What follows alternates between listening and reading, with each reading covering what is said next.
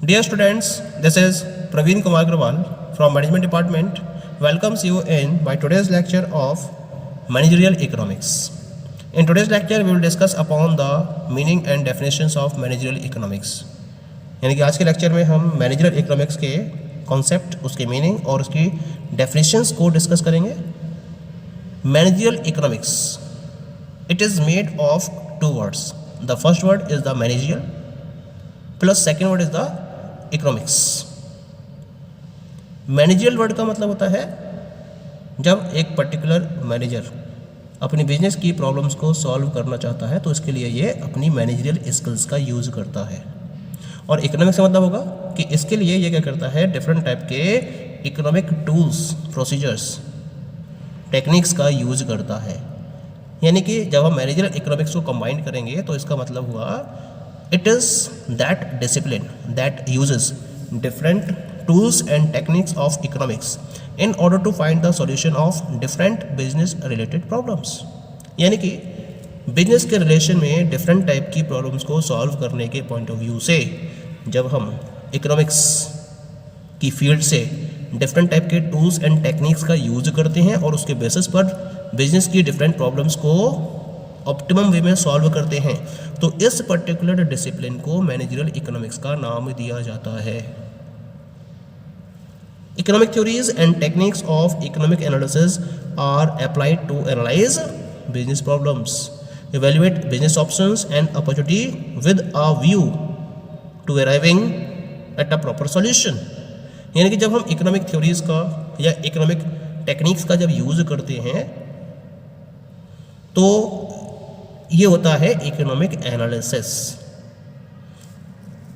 यानी कि economic analysis के बेसिस पर हम क्या करते हैं, बिजनेस प्रॉब्लम को प्रॉपरली एनालाइज करते हैं और इस बिजनेस प्रॉब्लम को एनालाइज करने के बाद जो बिजनेस ऑप्शंस अवेलेबल होते हैं उनको सर्च करते हैं, उनको इवैल्यूएट करते हैं और अगर कोई अपॉर्चुनिटी है तो उस अपॉर्चुनिटी को फाइंड आउट करते हुए बिजनेस के प्रॉब्लम के रेफरेंस में एक प्रॉपर सॉल्यूशन को भी अचीव कर लेते हैं.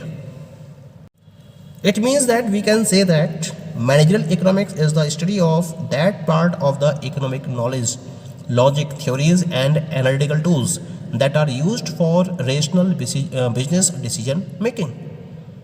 यानी कि मैनेजरियल इकोनॉमिक्स का मतलब हुआ इकोनॉमिक नॉलेज, लॉजिक, थ्योरीज और एनालिटिकल टूल्स का वो पर्टिकुलर पार्ट की स्टडी जिसके बेसिस पर रेशनल बिजनेस डिसीजन मेकिंग को फॉलो किया जाता है. क्लियर? यानी कि जब एक बिजनेस मैनेजर को अपने बिजनेस प्रॉब्लम के रिलेशन में रेशनल डिसीजन मेकिंग को फाइनलाइज करना होता है तो उसके लिए ये क्या करता है, economic knowledge, economic logics, economic theories या इकोनॉमिक एनालिटिकल टूल्स के जिस पर्टिकुलर पार्ट का यूज करता है उसे हम मैनेजरियल इकोनॉमिक्स के नाम से जानते हैं. ठीक. Now we will discuss about some of the definition of managerial economics. Managerial economics regarding कुछ पर्टिकुलर डेफिनेशंस प्रोवाइडेड है. क्या क्या है ये definitions? Just have a look over these definitions. The first one is according to Douglas. Douglas के according managerial economics is concern with the application of economic principles and methodologies to the decision making process with in the firm और organisation.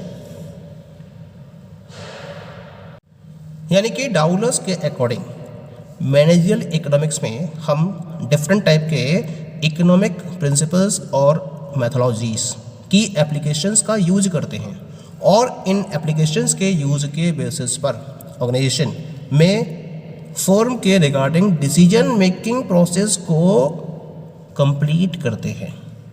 तो हम इसे managerial economics का नाम देते हैं. ठीक. Next definition is according to Davis and Chang. Davis and Chang के अकॉर्डिंग क्या डेफिनेशन है, managerial economics applies the principles and methods of economics to analyse problems faced by management of business और organisation and to help find solutions that advance the best interest of such organizations. Davis and Chang के according manager economics क्या करती है, ये किसी भी particular business organisation के management के द्वारा फेस की जाने वाली डिफरेंट प्रॉब्लम्स के regarding economic principles and methods को अप्लाई करती है, और इस तरीके से अप्लाई करती है जिससे कि इस पर्टिकुलर बिजनेस प्रॉब्लम का एक advance and proper solution search किया सके, जो ऑर्गेनाइजेशन के लिए या ऑर्गेनाइजेशन के बेस्ट इंटरेस्ट में वर्क करे और उसको बेस्ट सॉल्यूशन प्रोवाइड कर सके। तो हम ऐसी पर्टिकुलर डिसिप्लिन या फील्ड को मैनेजरल इकोनॉमिक्स का नाम देते हैं। Next definition is according to Haynes के according managerial economics is economics applied in decision making. It is a special branch of economics bridging the gap between abstract theory and managerial practice. यानी कि इन्होंने managerial economics को decision making में applied economics के नाम से call किया। यानी कि जब हम डिसीजन मेकिंग में इकोनॉमिक्स को अप्लाई करते हैं तो एक नया डिसिप्लिन क्रिएट होता है जिसका नाम होता है मैनेजरल इकोनॉमिक्स। हेंस के अकॉर्डिंग ये इकोनॉमिक्स की वो स्पेशल ब्रांच होती है जहां एब्स्ट्रैक्ट थ्योरी और मैनेजरल प्रैक्टिस के बीच के गैप को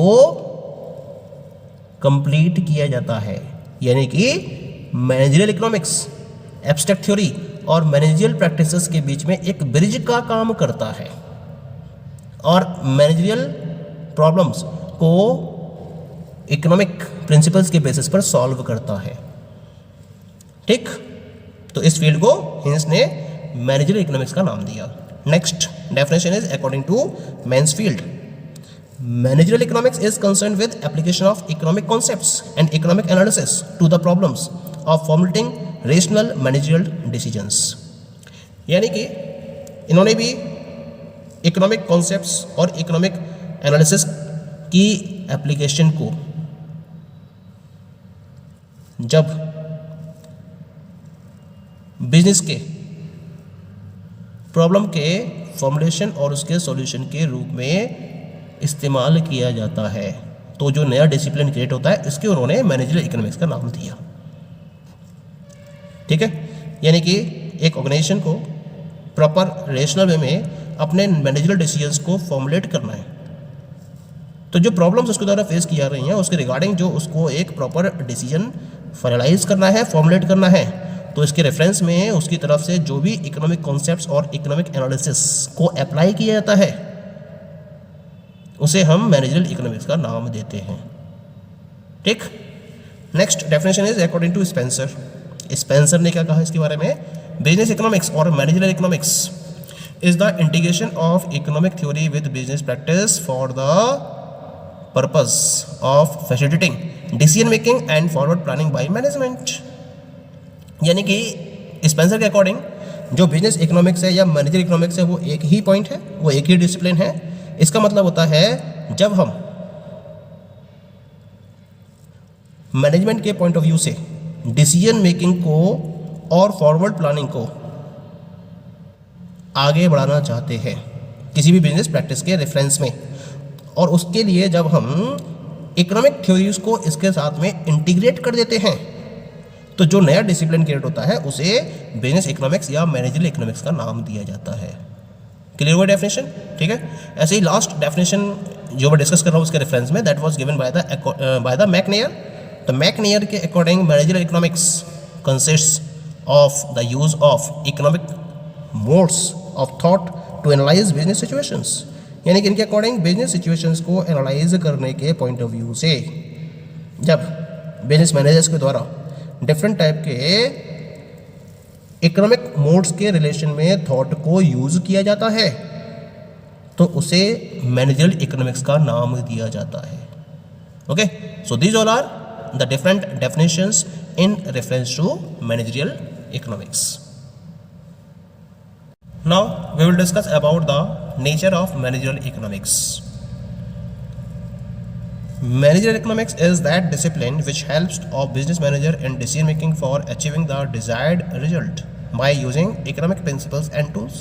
जैसा कि हमने अभी तक डिस्कस किया है कि हम क्या करते हैं, डिफरेंट टाइप के इकोनॉमिक प्रिंसिपल्स और टूल्स का यूज़ करते हैं और इनका यूज़ करते हुए एक बिजनेस मैनेजर अपनी बिजनेस के रिलेशन में डिफरेंट टाइप की प्रॉब्लम्स के रिगार्डिंग अपने डिसीजन को फाइनलाइज करता है और एक प्रॉपर सॉल्यूशन को अचीव करता है, जो ऑप्टिमम सॉल्यूशन होता है उसके पॉइंट ऑफ व्यू से।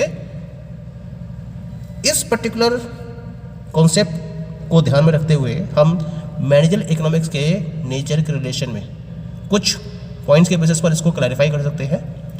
The first one is the ME is a science.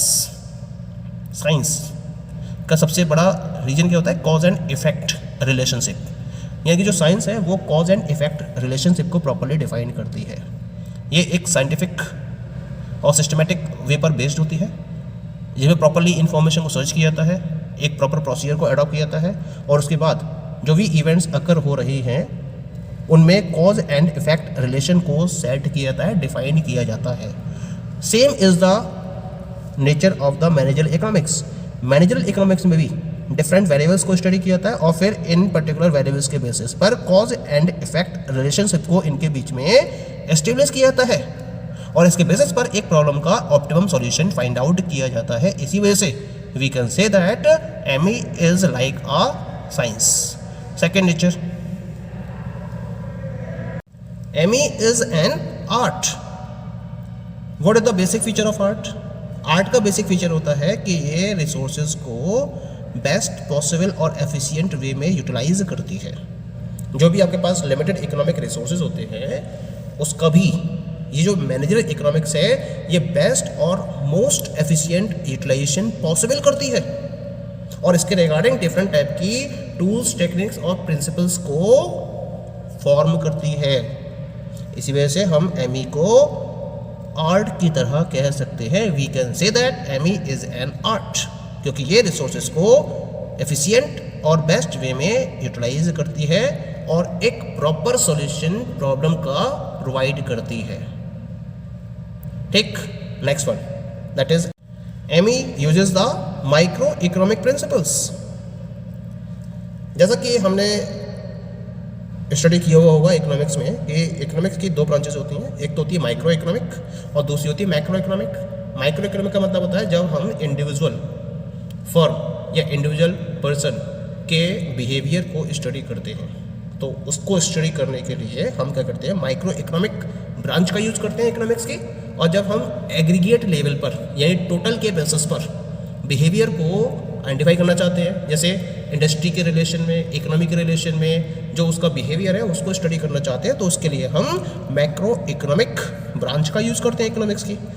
Managerial economics में क्योंकि हम एक पर्टिकुलर बिजनेस फर्म की प्रॉब्लम के रिगार्डिंग सॉल्यूशन को फाइंड आउट करते हैं, इसी वजह से ये क्या करती है, जो मैनेजर इकोनॉमिक्स है ये इकोनॉमिक्स की माइक्रो इकोनॉमिक ब्रांच का यूज़ करती है। यानी कि माइक्रो इकोनॉमिक फील्ड के बेसिस पर जो भी प्रिंसिपल्स या थ्योरीज डेवलप की गई हैं उनका यूज़ किया जाता है बिजनेस प्रॉब्लम्स को सॉल्व करने के पॉइंट ऑफ व्यू से। इसी वजह से जो एमई है वो माइक्रो इकोनॉमिक प्रिंसिपल्स को यूज़ करती है। ये इसका हो गया third nature. And the last nature of ME is that it is a normative science. Actually science में भी दो कैटेगरीज होती हैं, एक तो पॉजिटिव साइंस होता है और दूसरा होता है नॉर्मेटिव साइंस। पॉजिटिव साइंस का मतलब क्या होता है, जो सिचुएशन जिस तरीके से है उसको जब स्टडी किया जाता है कि वाई दिस पर्टिकुलर सिचुएशन और फिनोमेना इज अकरिंग, तो हम इसे बोलते हैं पॉजिटिव साइंस। लेकिन अगर हम कॉन्सेप्ट को डिस्कस करते हैं from the point of view of what और टू बी, यानी कि दी हुई प्रॉब्लम का क्या नेक्स्ट बेस्ट सॉल्यूशन हो सकता है, जब हम इस डायरेक्शन में अपनी वर्किंग को फॉलो करते हैं तो हम इसे बोलते हैं नॉर्मेटिव साइंस। तो इसका मतलब जो एमई है, एमई भी क्या करती है, किसी भी पर्टिकुलर बिजनेस प्रॉब्लम के रेफरेंस में उसका बेस्ट पॉसिबल सॉल्यूशन प्रोवाइड करती है। और जब हम बेस्ट पॉसिबल सॉल्यूशन के डायरेक्शन में वर्क करते हैं तो हम इसको नॉर्मेटिव साइंस का नाम देते हैं। That's why the nature of ME is like a normative science. तो इस तरीके से जो उसका नेचर आया, ME is a science as well as an art, uses the microeconomic principles and it is a normative science. Okay, thank you.